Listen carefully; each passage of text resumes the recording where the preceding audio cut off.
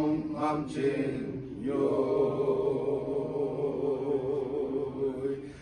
lần khi cái giá mây cụ mình hay âm trình Pang yasan ku ngồi hay man lu ô nhạc lùng vang nao mây cùng ba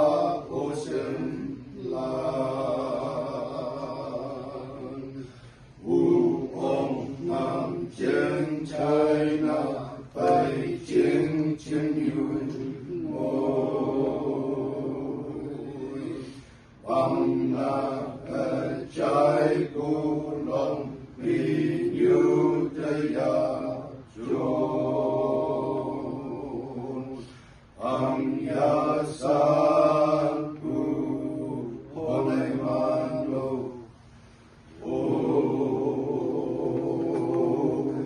alam ka phân hi ông chú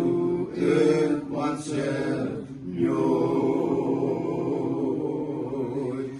bằng